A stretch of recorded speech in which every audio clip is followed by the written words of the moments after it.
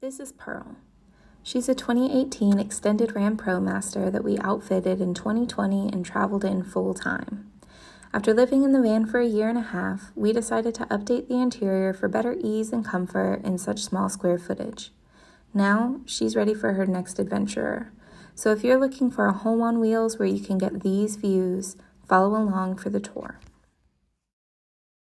Welcome to the inside of Pearl. We kept her nice and bright, just light colors to keep it airy.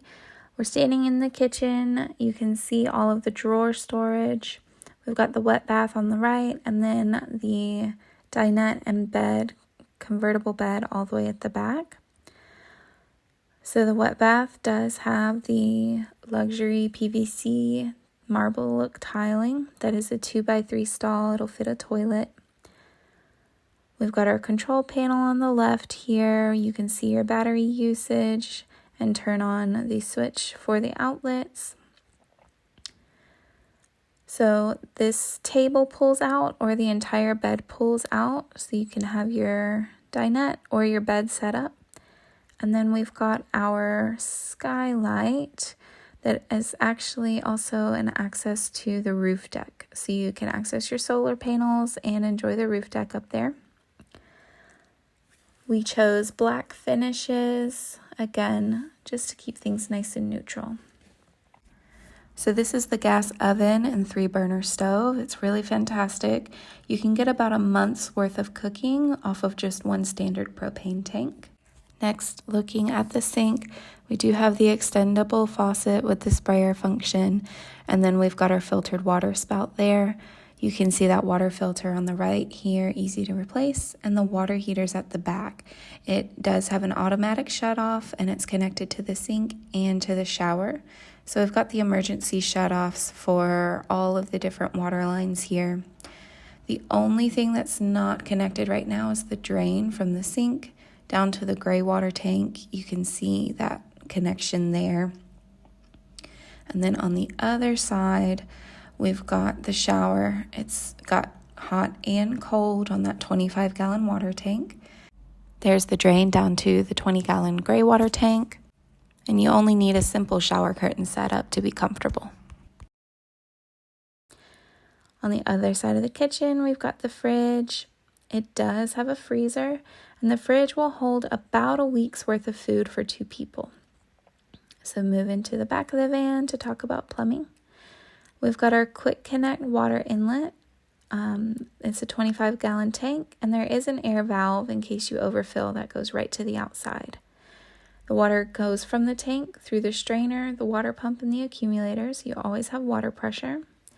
And then there is a drain with the ball valve and the quick connect down at the bottom in case you need to drain the tank. So we've got some camping goodies over here: bear spray, propane heater, the leveling blocks for the wheels, and the solenoid. So the solenoid is wired directly to the fuse box in the electrical bench. When you want the solenoid to be open to allow the propane flow, you'll plug the fuse in and then take it out when you're done using it. That gas line does go directly down underneath the van to prevent any propane leakage inside. We've also mounted the propane tank, the supply, on the outside of the van as well to minimize that risk of leakage. That propane tank is mounted inside of a locker on the back of this door.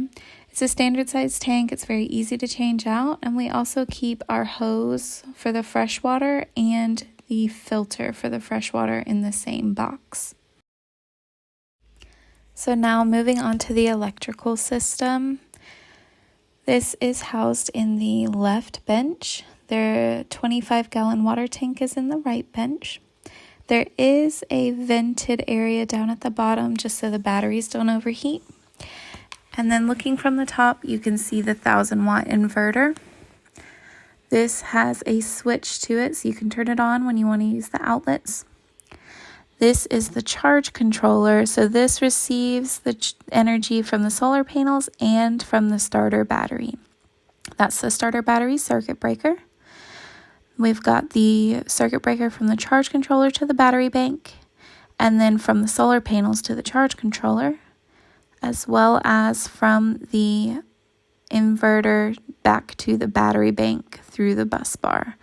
We do have a main battery switch. You can hit any of these circuit breakers or the battery switch when you need to work on the system. And we've got that 60-watt battery fuse. That's just extra protection in case anything gets back to the battery bank. We do use the bus bars to make some of those last connections from those lithium batteries over to the fuse box and the inverter. So the fuse box, you've got the fridge, fan, all the lights, the solenoid, and the water pump. You can pull any of those fuses out when you need to work on something. This entire view is through an open panel at the front of the bench, so you can easily access any of these circuit breakers, the fuse box, any of the switches. We have traveled with Pearl all across the U.S. to some incredible places. Now it's your turn. Where will she take you?